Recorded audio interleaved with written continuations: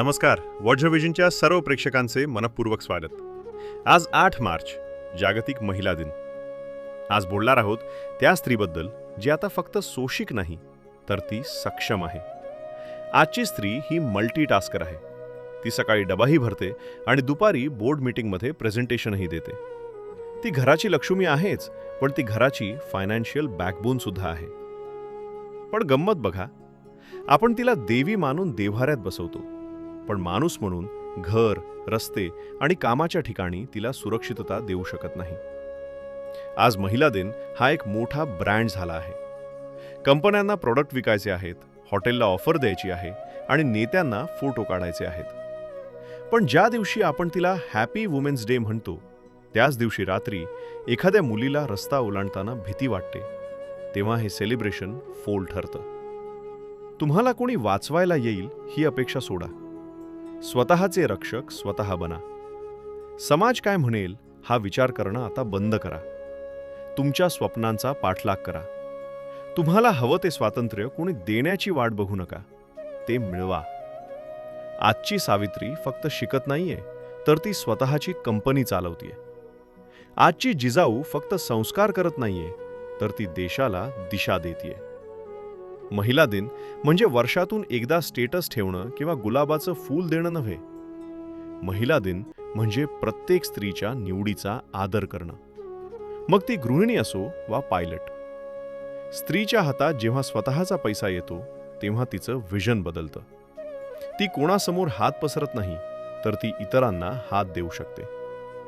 घराचा रंग कोणता असावा इथपासून ते व्यवसायात गुंतवणूक किती करावी इथपर्यंतचे निर्णय जेव्हा ती स्वतः घेऊ लागेल, तेव्हाच खरं सक्षमीकरण होईल. केवळ मार्शल आर्ट्स नाही, तर मानसिकदृष्ट्या इतकं खंबीर होणं की कोणीही तुमच्या आत्मसन्मानाला धक्का लावू शकणार नाही. हा संदेश फक्त स्त्रियांसाठी नाही, तर पुरुषांसाठीही आहे. तुम्ही तिला फुलं नका देऊ, पण तिला मोकळा श्वास द्या. तिला तुमच्या संरक्षणाची गरज नाही, तिला फक्त अशा समाजाची गरज आहे जिथे कोणापासून संरक्षण घेण्याची वेळच येणार नाही.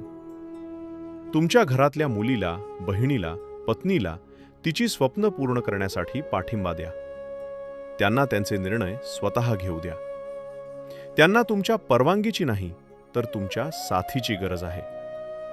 तिचे पाय ओढण्यापेक्षा तिच्या पंखांना बळ द्या.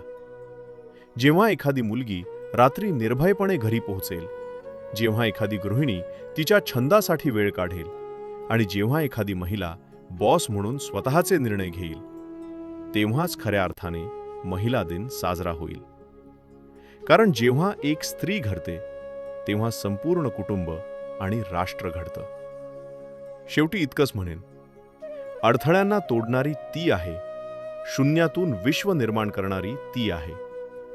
दुबळी समजू नका तिला, कारण काळजातून वज्र आणि विचारातून क्रांती घडवणारी ती आहे. तुमच्या आयुष्यातील त्या वज्र स्त्रीला हा व्हिडिओ नक्की टॅग करा, जिने कधीही हार मानली नाही. आवडला असेल तर चॅनलला सबस्क्राईब करा. वज्रविजनच्या प्रत्येक रणरागिणीला मानाचा मुजरा. पाहत रहा, विचार करत रहा. जय हिंद, जय महाराष्ट्र.